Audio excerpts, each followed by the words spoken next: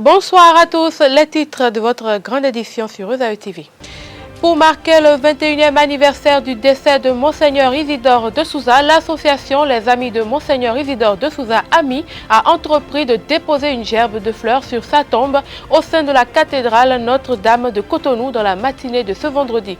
Pour rappel, le grand homme de Dieu et également grand acteur de la Conférence nationale des forces vives de la nation s'est éteint le 13 mars 1999. Après la phase de dépôt des dossiers de candidature pour les communales de mai 2020 et au lendemain de la clôture, donc, les préparatifs vont bon train à la Commission électorale nationale autonome Sénat. L'heure est en effet à l'étude des dossiers des partis en lice qui attendent leur récépissé provisoire et ce au grand désarroi des partis en difficulté. Le Conseil des ministres du mercredi 11 mars 2020 a pris plusieurs grandes décisions telles que la contractualisation pour la mise en œuvre des lots aménagement d'espaces verts et de plantation d'arbres du projet asphaltage dans les villes d'Abomey, Abomey-Calavi, Boycon, Cotonou, Lokossa, Natitengu, Parakou, Porto Novo et Semek-Boudji. Nous y reviendrons plus amplement au cours de ce journal.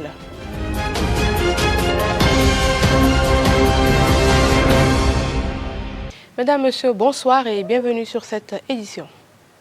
Une gerbe a été déposée sur la tombe de Monseigneur Isidore de Souza ce matin à la cathédrale Notre-Dame de Cotonou. C'est une initiative de l'association des Amis de Monseigneur Isidore de Souza, AMI, pour marquer le 21e anniversaire de son décès.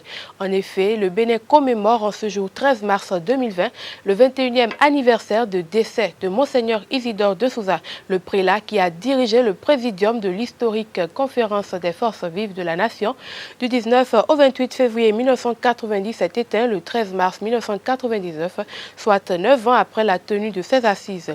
Le Bénin et la communauté catholique se souviennent de l'archevêque de Cotonou, également cité parmi les grands noms de l'église africaine et appelé le père de la démocratie béninoise. L'illustre disparu, pour rappel, est né le 4 avril 1934 à Ouida. Il a été ordonné prêtre le 8 juillet 1962. Sacré archevêque coadjuteur de Cotonou le 8 décembre 1981, il est confirmé archevêque de Cotonou le 27 décembre 1990. La vie de Monseigneur de Souza a fait l'objet de 2 ouvrages publiés par le père Rodrigue Gbedjinon, dont il était une fois Monseigneur de Souza, Fait et Histoire, IDS édition 2019. Un colloque a également été organisé en son honneur en 2019. 13 mars 1999, 13 mars 2020, 21 ans déjà que Monseigneur Isidore de Souza a rejoint le Père Céleste. Plusieurs manifestations ont été organisées en sa mémoire. Ceux qui l'ont connu et côtoyé au-delà des prières s'investissent pour non seulement dévoiler les qualités humaines de l'homme de Dieu, mais également parce qu'il est un modèle à perpétuer. C'est dans ce contexte que l'association Les Amis de Monseigneur Isidore de Souza a déposé en ce jour une gerbe sur sa tombe dans l'enceinte de la cathédrale Notre-Dame de Cotonou.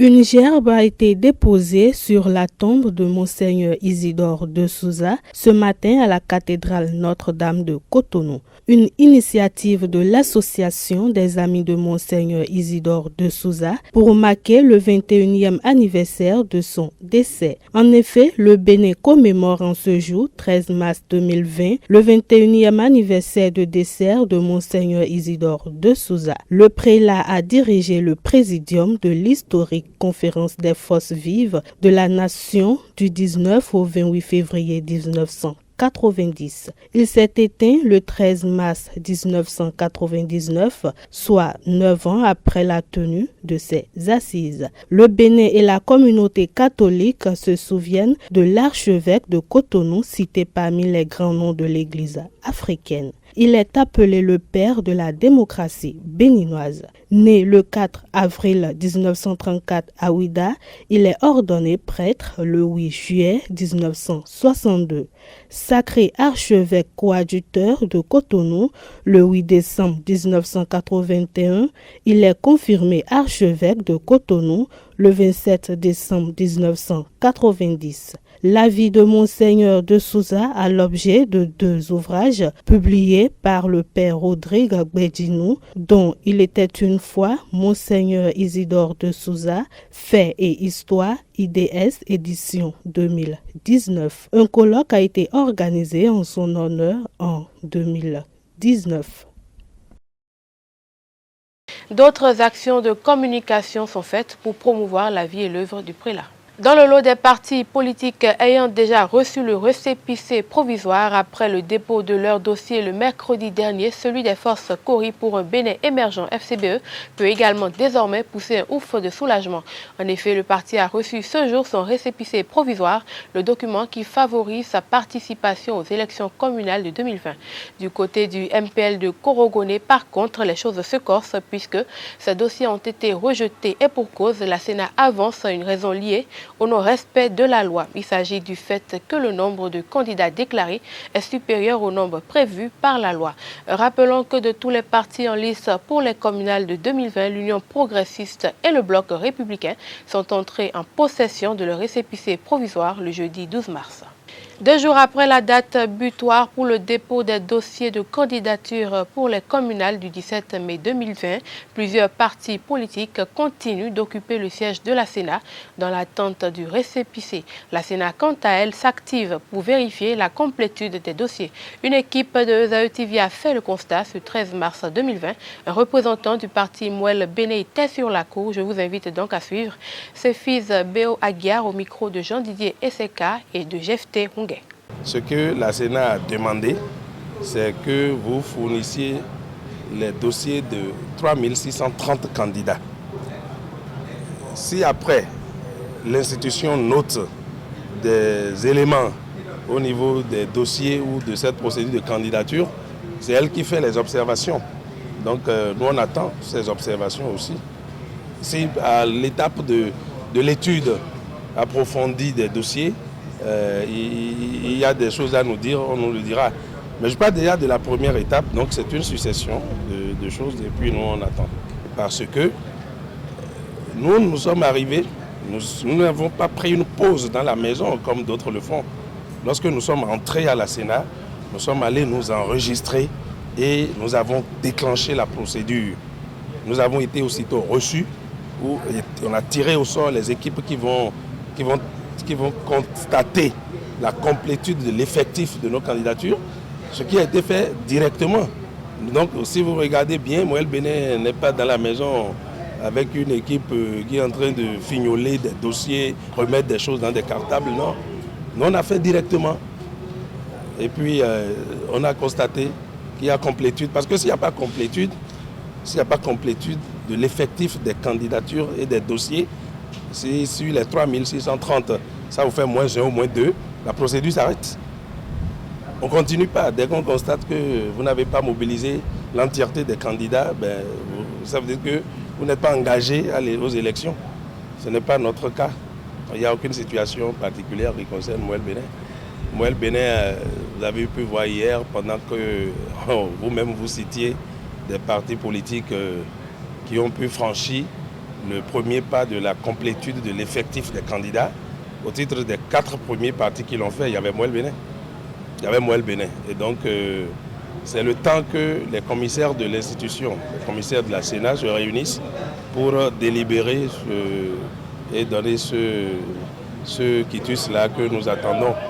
Il faut avouer qu'hier, il y avait eu beaucoup de charges d'activité. Et donc, la plénière de la soirée, visiblement, n'a pas pu se tenir. Et ça a été reporté à ce jour. Donc, nous, on attend. Il n'y a aucun problème à Mouel Béné. La complétude de l'effectif de nos candidats a été constatée. Les dossiers aussi, leur effectif a été constaté. Et nous n'avons aucune situation. Nous avons la déclaration de candidature, toutes les autres petites choses autour, le logo, sa version numérique, le nom du parti intégralement. C'est des choses qui ont été demandées parce que c'est la première étape. C'est la première étape pour poursuivre le processus. Donc si la Sénat observe que vous êtes à jour par rapport à ça, vous continuez. Et le président de la Sénat, quand il faisait le tour de la maison, pendant que certains partis politiques avaient encore, ou en tout cas traînaient plus ou moins les pas, quand il est arrivé là où Mouel Béné était installé, il a dit qu'il n'y a aucun problème. Vous, à votre niveau, il est passé. Donc nous nous attendons juste que les commissaires se réunissent pour finir avec cette question. À l'endroit de nos militants, nous invitons également au calme, à la sérénité et puis à toutes bonnes attitudes citoyennes dans ce contexte. Pour ce qui est de la Sénat, c'est de souhaiter davantage de célérité.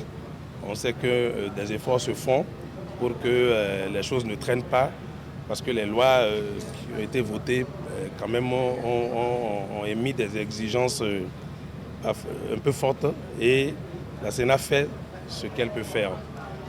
Mais nous souhaitons qu'il y ait plus d'équipes, qu'on peut démultiplier les équipes pour encore rendre un peu plus rapide le traitement de tout ce qui va être fait. Voilà. Et que aussi, si des rencontres ou des réunions doivent se tenir, qu'elles ne contraignent pas le pas par rapport à ça. C'est toute chose qui contribue à déstresser les organisations politiques, leurs militants et tout, quoi. La séance hebdomadaire du Conseil des ministres de cette semaine a décidé de la transmission à l'Assemblée nationale pour adoption du projet de loi portant modernisation de la justice, a nommé des membres du conseil d'administration de la Galerie nationale ainsi que de son conseil artistique, a adopté des plans de décentralisation et de déconcentration de 8 ministères, a procédé à l'approbation des statuts de la Galerie nationale et à l'adoption de la politique nationale de l'emploi 2019-2025. Je vous invite à suivre le ministre porte-parole du gouvernement, Alain Orunla, pour plus de précisions sur ces différentes décisions. Le Conseil a par ailleurs adopté, au titre des autres mesures normatives, les décrets portant changement d'affectation de domaine au profit de l'Agence de développement de Sémé City, affectation d'une portion du domaine de l'État au ministère de la Santé pour la construction du centre de référence de l'Agence nationale pour la transfusion sanguine, puis nomination des membres du conseil d'administration de la Galerie nationale ainsi que ceux de son conseil artistique. Au titre des communications, adoption des plans de décentralisation et de déconcentration de 8 ministères. Le plan de décentralisation et de déconcentration est un important levier d'accélération de la mise en œuvre des réformes au plan administratif et territorial. Il contribue à crédibiliser les interventions de l'État, à renforcer le leadership des gestionnaires des services publics et à instaurer un système de redevabilité mutuelle à tous les niveaux.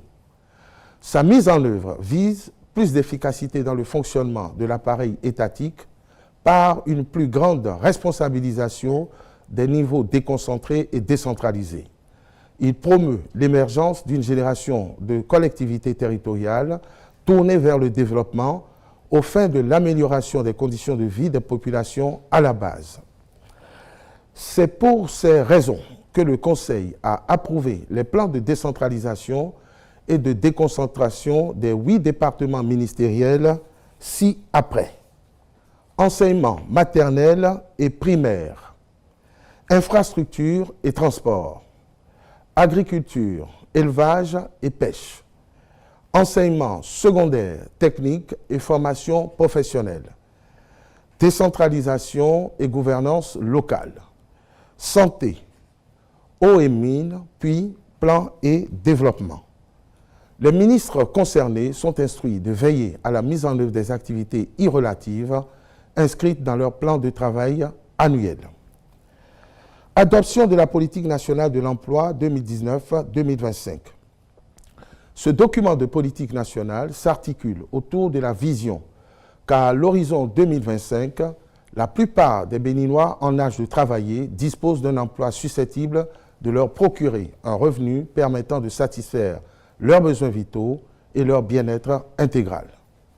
Son objectif général est de réduire de moitié, d'ici à cette échéance, le taux de sous-emploi de la population active ainsi que celui du chômage estimé à 2,3%. Pour ce faire, il vise, en plus de la promotion d'une gouvernance générale de qualité, les objectifs spécifiques suivants. Améliorer l'employabilité des diplômés sortis du système éducatif. Réduire le sous-emploi et le chômage de longue durée. Améliorer la gouvernance du marché de l'emploi. Pour l'implémentation efficiente de cette politique, le gouvernement privilégie l'approche d'une intervention globale visant à agir de façon systématique et volontaire sur tous les déterminants et facteurs qui conditionnent directement ou indirectement le relèvement du niveau de l'emploi. La contractualisation pour la mise en œuvre des lots aménagement d'espaces verts et de plantation d'arbres du projet asphaltage dans les villes d'Abomey, Abomey-Calavi, Boycon, Lokossa, Cotonou, Natitengu, Parakou, Porto Novo et Sebekpodji et la contractualisation pour la réalisation des travaux d'aménagement paysager du boulevard de la Marina, du champ de foire sud, de la place de l'Indépendance, de l'esplanade des Amazones et du jardin de Mathieu étaient au cœur du Conseil des ministres de cette semaine. Aménagement d'espaces verts et plantation d'arbres du projet asphaltage dans les villes d'Abomey, Abomey-Calavi, Boycon, Cotonou, Lokossa, Natitengu, Parakou, Porto Novo et Sebekpodji. En plus du bitumage ou du pavage des voies primaires, secondaires et tertiaires dans les 9 villes concernées, le projet asphaltage comporte aussi un volet consacré à l'aménagement d'espaces verts et de plantation d'arbres en milieu urbain. Celui-ci consistera en la disposition de diverses variétés d'arbres autour des axes aménagés et en leur entretien afin de transformer notablement le cadre de vie dans les villes concernées et de donner ainsi un contenu concret à la notion de ville durable. À cet effet, le Conseil a autorisé la contractualisation avec des entreprises sélectionnées. Réalisation des travaux d'aménagement paysager du boulevard de la Marina, du champ de foire sud, de la place de l'Indépendance, de l'esplanade des Amazones et du jardin de Mathieu. L'une des composantes majeures du programme de modernisation du boulevard de la Marina consiste en des aménagements paysagers sans lesquels ce projet global serait inachevé. C'est pourquoi, après diverses consultations visant à identifier les prestataires qualifiés, le Conseil a autorisé la signature de contrats de marché à cette fin avec les entreprises retenues. Les ministres intéressés par ces travaux veilleront à leur bonne exécution. Et puis avant de refermer ce journal, à Cotonou, capitale économique du Bénin, les points de vente de motos, un véhicule motorisé sans carrosserie à 2 roues, le plus souvent monotrace, pouvant être équipés d'un sidecar, connaissent une expansion à cet effet. Il existe une multitude de marques de motos en vente dans cette grande ville du Bénin. Une équipe de notre rédaction a fait le tour de quelques points de vente de motos pour en savoir davantage à propos de ce secteur de commerce. Suivez plutôt. Utilisée au quotidien pour des courses, sorties et autres services, la motocyclette, plus couramment désignée par son abréviation moto, est un véhicule motorisé sans carrosserie à 2 roues, le plus souvent monotrace, pouvant être équipé d'un sidecar. Dans les coins et recoins de la ville de Cotonou se trouvent des points de vente de ces motos. Ces endroits, autrefois en minorité, ont connu une expansion de nos jours. Cependant, le nombre de motos augmente et on peut noter une multitude de marques de motocyclettes. Les marques qu'on voit ici, là, il y a Dayang, Haoju, Sorager et d'autres encore. Maintenant, la marque la plus achetée ici, bon, c'est Dayang avec Haoju. Ce sont les 2 marques-là qu'on vend la plupart des motos. Il y a Léopard, Dayang, Webes, Dunlop, Boxer aussi. Et Dayang classique. Il y a la marque Wave et Wave S110, Wave S. Il y a aussi les Honda et Trim nouveau. Il y a aussi Dayang, Aoudou, Badja, TVS. Nous avons beaucoup de motos. Le prix de chaque moto varie selon la marque et la qualité. Et comme dans tout commerce, les vendeurs de motos sont confrontés à de multiples problèmes tels que la mévente et la morosité économique. Haoju, il y a des prix standards. Eux, ils ont les prix fixes. Il y a Haoju 115 à 580, Haoju 116 à 420, UDS 430. Webes c'est à 680, mais son dernier prix c'est à 650. Boxer c'est à 385. Léopard c'est à 450. Dunlop c'est à 380. Dayan classique c'est à 400. Il y a des moments qu'on peut vendre au moins 2 motos par jour. Parce que le temps, ça ne va pas. Le temps, ça ne va pas. C'est à cause de ça. Le temps ne va pas. En temps, on peut dire qu'on vend par jour. Mais maintenant, peut-être que dans une semaine, on peut vendre 2 ou bien une moto. Au fur et à mesure, ça chute, ça peut monter, comme ça peut chuter. Depuis quelque temps maintenant, les clients ne viennent plus comme ça. Notons que les motocyclettes peuvent se classer en différents types, chaque type ayant des caractéristiques différentes telles que la maniabilité, le poids ou la position de pilotage. Il existe plusieurs typologies informelles dont les catégories ne sont pas figées. Mesdames, Messieurs, ce sera tout pour cette édition. Merci de nous avoir suivis. Bon week-end à chacun et à tous.